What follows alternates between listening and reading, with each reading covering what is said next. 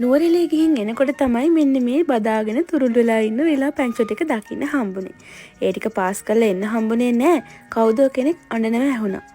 ඉතින් ආපස්සට ගියා හරවගෙන බලන්න. ඒ අබෝ ඔලයන්.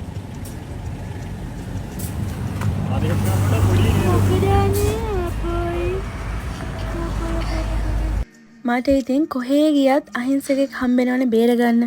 ඉතින් මේ ළමයාව දැකලා ආපස්සට එන්න බෑනේ. ඉතින් එයාවත් බේරගත්තා. මෙහෙම දකින්න තැනින් බේරගෙන ආබාධිත අය ඇතුළු ගොඩාක් මට පිරීලා. කොහොම හරි සතුන්ට විතරක් නෙවෙයි මිනිස්සුන්වත් සතුට කරන චුටි දේවල් මම කරනවනේ. ඔන්න පුළුවන් විදිහට පොඩ්ඩක්වත් සතුට කළා. ගිෆ්ට් එකක් අක්කා. ඊළඟට එන්න පිටත් වුණා. මේ පොඩ්ඩගේ දුක මූණ බලන්නකෝ. එයා තව ටික වෙලාවක් ඒ සීතලේ හිටියනම් මොනවා වෙයිද? වාහනයකට අනිවාර්යයෙන්ම යට වෙයි. එයාව ඒ වෙලාවේ තමයි ගෙනත් දාලා තියෙන්නේ. හොඳටම සීතල නිසා එයා සුදු මැලි වෙලා අඩපණ වෙලයි හිටියේ. ඉතින් එයාට හීට් පැක් එකක් තියාගෙන රස්නෙට තුරුල් කරගෙන දුර ගමනක් අරන් ආවා.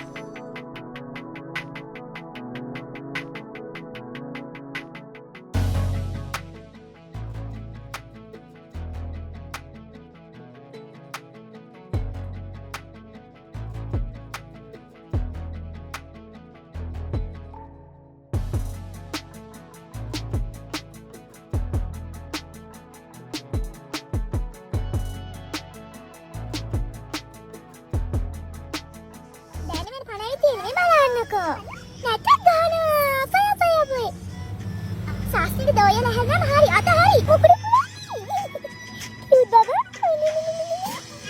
සුව බබා කෝරා හදයි මොකද අපේ අනේ ඉල්ලගෙන හිට බලන්න දෙපාර හප ගන්නවා එපා තමන්ගේම කකුල හපයි තමන්ගේම කකුල හපගෙන නෑ තමයි අපේ මොන හොරතලද මේ මොන කියන්නේ අපේ අනේ බලන්නකො බබාලාගේ නේද හොරතලේ බලන්නකො කොහොම හරි එයාගේ ඇහක් රතු වෙලා තිබුණ නිසා එයාට අයි ඩ්‍රොප් එකකුත් අරන් දැම්මා. ඒ වගේම මම දාපු ලයිව් එකට කතා කරපු අය අතරින් හොඳම තැනක් මම තෝරගත්තා එයාව බාර දෙන්න. ඒ තමයි උලපනේ ප්‍රදේශයේ ආදරණීය ගෙදරක්. ඉතින් එතකම් මෙයා හොරතල් වෙවි මාත් එක්ක ගියා. ගම්පල හරියට යනකොට හොඳටම රෑ වෙලා. එතකොට මම ඒ ගෙදර ඉන්න බබාලටයි මේ අලුතෙන් බේරගත්ත චුට්ටටයි කන්න බොන්න දේවල් ටිකක් ගත්තා. බිස්කට් එකක්වත් අලගෙන. හොඳ. කුක්කු එකකුත් ගත්තා. හරිද?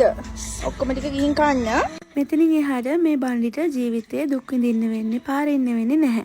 එයාට පුළුවන් ආදරණීය ගෙදරක සැපට උණුසුමට නිදා ගන්න. රස කෑම කන්න. ඒ වගේම ආදරේ ගොඩාක් ලබන්න. මේ යන්නේ යාගේ අලුත් ගෙදර හොයාගෙන.